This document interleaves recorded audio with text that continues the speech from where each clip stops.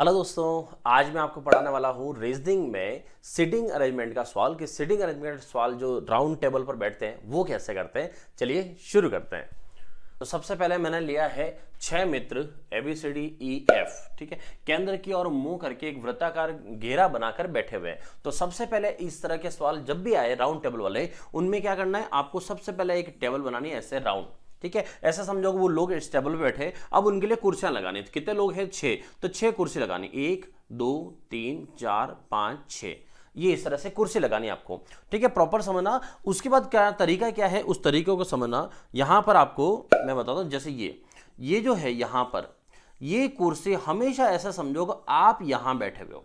हमेशा अपनी तरफ से सोचना है कि हम यहां बैठे हुए हैं और इधर हमारा हाथ कौन सा होता है, तो इधर हमारा हाथ होता है दायां, राइट हैंड।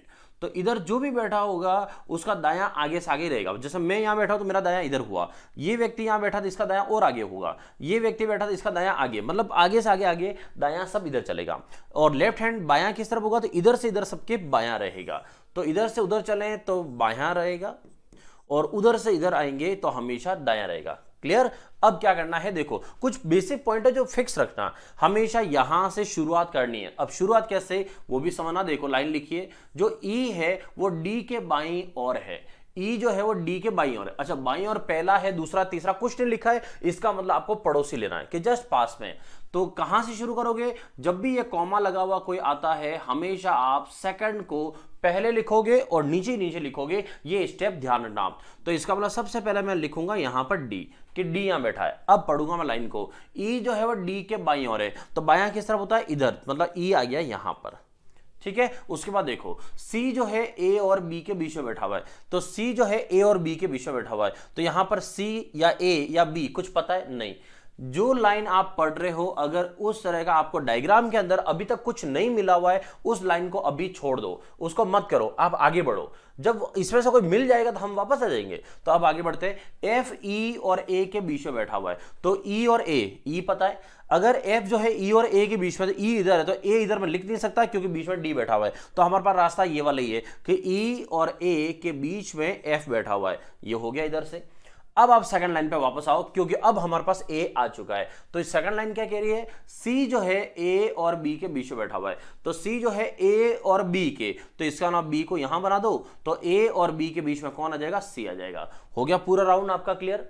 तो इस तरह से करना। एग्जाम में अगर ये एक सवाल भी आता है तो उसके 2 से 3 सवाल पूछे जाएंगे, ठीक है। तो कभी गलती नहीं हो, इसलिए ध्यान ना, आराम से करना। मैंने आपको तरीका बता दिया, अभी एक सवाल आगे और है। फिलहाल इसका आंसर देखते हैं। सी के ठीक दाईं ओर कौन है, तो सी के ठीक दाईं ओर, दायां मतलब होता है राइट हैंड साइड में आगे इस तरफ, और इस तरफ कौन बैठा हुआ है, ए। इसका मतलब इसका राइट आंसर क्या है, ए। क्लियर? अब थोड़ा सा इससे बड़ा सवाल लेते हैं दूसरा। तो देखो नेक्स्ट सवाल, इस सवाल में क्या करना है, चलिए इस पर लिखा है 8 मित्र वापस। तो पहले कितने थे, 6, अब कितने हैं, 8 लोग घर पे आ रहे हैं। तो 8 लोग अगर घर पे आ रहे हैं तो उनके लिए कुर्सियां लगाते हैं 8। तो 1 2 3 4 5 6 7 8, ये 8 कुर्सियां लग गई सबके लिए। अब क्या करना है, तरीका मैंने आपको बता ही दिया था। हमेशा अपने आप को यहां समझना कि आप यहां पर हो, ताकि इधर से इधर ध्यान रहेगा आपको कि इधर जाएंगे तो हम दायां दायां दायां लेंगे, और अगर इधर से इधर की तरफ जाएंगे तो हमेशा हम कौन सा यूज करेंगे, लेफ्ट, मतलब बायां। क्लियर? आगे देखो क्या है, स्टार्ट करेंगे यहां से। अब स्टार्ट करने में भी मैंने आपको बताया कि स्टार्ट करने में भी क्या ध्यान रखना है। तो देखो स्टार्ट करने में आपको क्या ध्यान रखना है, यहां पर कॉमा जब भी आता है उस केस में जो सेकंड बैठा हुआ है उसको सबसे पहले लिखोगे नीचे नीचे। तो V कॉमा Q के दाएं तीसरा, तो सबसे पहले यहां हम लिखेंगे Q को, शुरुआत ऐसे करना। अब V जो है Q के दाईं तरफ तीसरा है, तो दायां मतलब इधर, और तीसरा 1 2 3, ये हो गया V। तो V जो है Q के दाईं तरफ तीसरा है। क्लियर? फिर आगे, और R के बाएं दूसरा है। अब R के बाएं दूसरा कौन है, तो कंजक्शन क्या यूज हुआ है, और का मतलब है जब भी और, तथा, बल्कि, लेकिन, परंतु कोई भी शब्द आए तो हमेशा बात होती है फर्स्ट वाले की, मतलब बात हो रही है V की। तो R के बाएं दूसरा कौन है, तो वो कौन है, V है।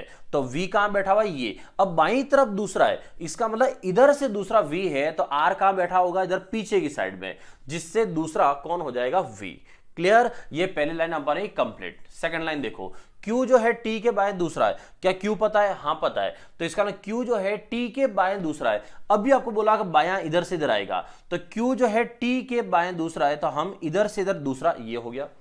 और S के तुरंत दाएं है, और S के तुरंत दाएं कौन हुआ? फर्स्ट वाला, मतलब Q। तो Q जो है S के तुरंत दायां है, तो दायां इधर से ऐसे चलेगा, तो S को यहां बैठना पड़ेगा, जिसका तुरंत दायां कौन हो गया? Q।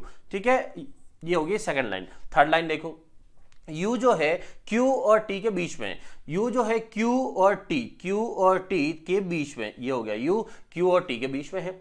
तो P जो है R के बाएं नहीं है। अच्छा, लास्ट में दे रखा P R के बाईं साइड नहीं है। R ये रहा, इसका बाईं साइड उधर नहीं है, तो इसका मतलब फिर इधर होगा वो, क्योंकि और कोई जगह तो है नहीं यहाँ पर, तो यहां बैठेगा। अब यहां पर एक सीट खाली है, तो जो मेहमान सबसे लास्ट में आ रहा है वो यहां बैठ जाएगा। तो कौन नहीं आया अब तक? कौन नहीं आया? P Q R S T U V W, W last में आ रहा है, तो यहां बैठ जाएगा। क्लियर? बन गया पूरा डायग्राम। तो ये था आपका पूरा सिटिंग अरेंजमेंट को बिठाने का तरीका कि कैसे आपको लेके सवाल करने हैं। ठीक है, अब पूछा क्या है? टी के दाईं तरफ दूसरा कौन है? तो टी के दाईं तरफ दूसरा कौन है? टी यहां है, दायां किधर हुआ? इधर आगे, फर्स्ट और सेकंड कि दूसरा कौन है? तो दूसरा कौन हुआ? डब्ल्यू। इसका मतलब इसका सही आंसर क्या है? डब्ल्यू है। आया समझ में आपको? अगर इस तरह की वीडियो और देखनी हो तो चैनल को सब्सक्राइब करिए और बने रहिए मेरे साथ। मिलते हैं अगले वीडियो में।